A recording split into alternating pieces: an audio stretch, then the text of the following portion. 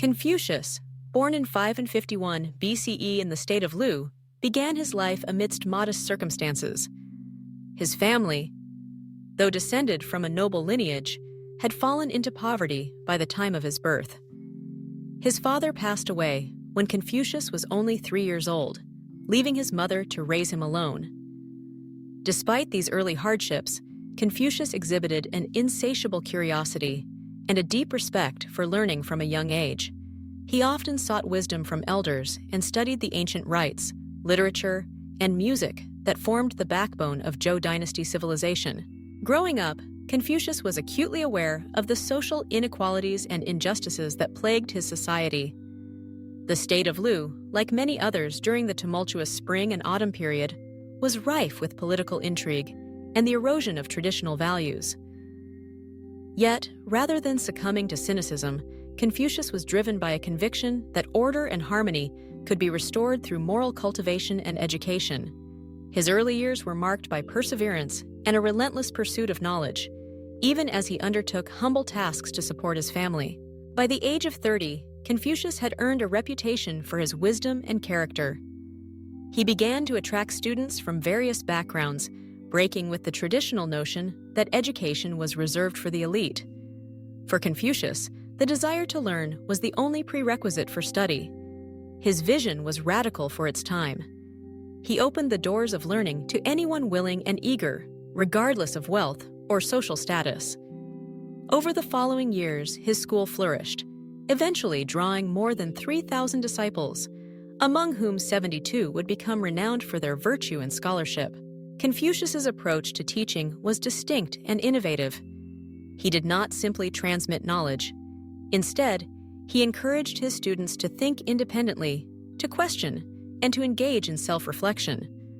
Rather than providing all the answers, he would often respond to questions with probing inquiries of his own, nudging his students toward deeper understanding. His method emphasized the importance of learning from the past, cultivating one's character, and striving for moral excellence. For Confucius, the ultimate goal of education was not mere academic achievement, but the development of a virtuous and harmonious individual capable of contributing positively to society. At the core of Confucius's philosophy was the conviction that human beings could refine themselves through self-cultivation, ritual propriety, and ethical conduct. He stressed the importance of filial piety, respect for one's parents and ancestors, as well as the broader concept of ren, or benevolence, which he saw as the highest virtue. Confucius believed that by practicing empathy, humility, and sincerity, individuals could foster harmonious relationships both within the family and in the wider community. Confucius's teachings extended beyond the classroom. At 50, he entered public service, accepting a position as a minor official in the state of Lu. His rise through the ranks was marked by integrity and an unwavering commitment to justice. As an administrator, Confucius sought to implement reforms aimed at restoring moral order, fairness, and good governance. He advocated for the selection of officials based on merit rather than birth, and he endeavored to reduce corruption and abuse of power. However, the entrenched interests of the ruling elite and the complex web of political alliances proved formidable obstacles. Confucius's efforts to promote virtue and reform the state were met with resistance, and ultimately, he found his ideals at odds with the realities of court politics. Disillusioned but undeterred, Confucius resigned from his post at the age of 55, embarking on a 14-year journey through neighboring states in search of a ruler who would heed his counsel and implement his vision of enlightened leadership. During these years of wandering, Confucius and his disciples often faced hardship and uncertainty. They traveled from court to court, enduring hunger, danger, and the indifference or hostility of those in power. Yet, Confucius never wavered in his conviction that moral virtue was the foundation of good governance. He continued to teach, debate, and inspire those around him, leaving a lasting impression on all who met him. Although he was never able to realize his political ideals in practice, his perseverance and integrity became the stuff of legend. Confucius's legacy is most enduringly associated with the founding of Confucianism, a system of thought that has profoundly shaped the cultures of East Asia for over 2 millennia.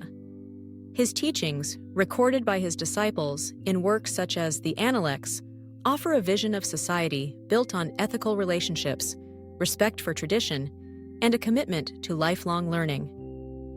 Central to his philosophy is the principle, "Do not do to others what you do not wish for yourself," a succinct expression of empathy and reciprocity that has echoed through the ages. Confucianism, at its heart, is both a moral philosophy and a practical guide to living.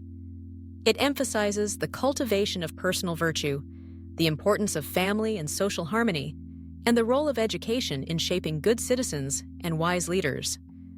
Confucius taught that true strength lies not in wealth or status, but in knowledge and character. He argued that the ruler's legitimacy depends on moral example rather than coercion, and that social stability arises from the self-discipline and ethical conduct of individuals at every level of society. The influence of Confucius's ideas cannot be overstated. Through the centuries, his teachings became the foundation of the imperial examination system, shaping the bureaucracy and values of Chinese civilization. They spread to Korea, Japan, and Vietnam, becoming integral to the cultures of East Asia.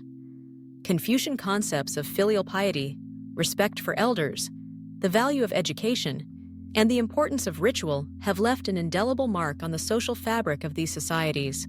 Yet, Confucius's legacy is not confined to the past. His insights into human nature, society, and ethics remain strikingly relevant in the modern world.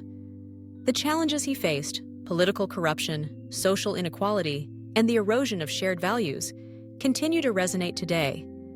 His emphasis on empathy, self-examination, and moral courage offers timeless guidance for individuals and communities striving to build a just and harmonious society. Throughout his life, Confucius modeled the virtues he espoused. He was humble in his achievements, always eager to learn and improve himself. He cherished friendship, valued honesty, and was quick to admit his mistakes. He once said, "When we see men of worth, we should think of equaling them. When we see men of a contrary character, we should turn inwards and examine ourselves." This spirit of self-cultivation and openness to growth is central to his enduring appeal. In his teachings, Confucius emphasized the interconnectedness of personal and societal well-being. He believed that the cultivation of virtue in individuals was the foundation for harmonious families, effective governance, and a just society. For Confucius, education was not merely about acquiring knowledge, but about becoming a better human being. He urged his students to embody integrity, loyalty, and a sense of duty to others. The principle of reciprocity, "What you do not wish for yourself, do not do to others," stands as a cornerstone of his ethical system. This simple yet profound rule encapsulates the essence of empathy and moral responsibility. It invites individuals to cultivate self-awareness and to act with compassion in their dealings with others. For Confucius, the measure of a person's character was not their social standing or material wealth, but their ability to treat others with respect and kindness. Confucius's view of leadership was equally visionary. He argued that the most effective rulers govern by moral example rather than force. A leader's virtue, he believed, could inspire loyalty and harmony among the people. He once remarked, "If the people are led by laws, and uniformity sought to be given them by punishments, they will try to avoid the punishment, but have no sense of shame. If they are led by virtue, and uniformity sought to be given them by the rules of propriety, they will have the sense of shame, and moreover will become good." Through these words, Confucius articulated a vision of governance rooted in ethical leadership and the cultivation of virtue. Despite the setbacks he faced in his political career, Confucius never lost faith in the transformative power of education and moral example. Upon returning to Lu in his later years, he devoted himself to teaching and compiling the classic texts that would become the foundation of Chinese civilization.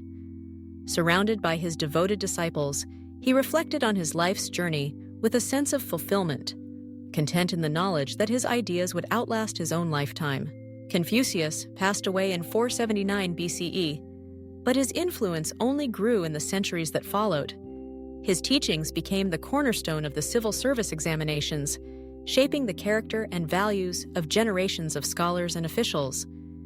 Emperors and commoners alike turned to his wisdom for guidance in matters of ethics, governance, and personal conduct.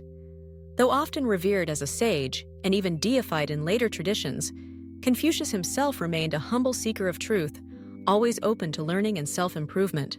The enduring message of Confucius is that true strength lies not in external power or material possessions, but in the cultivation of knowledge, virtue, and empathy.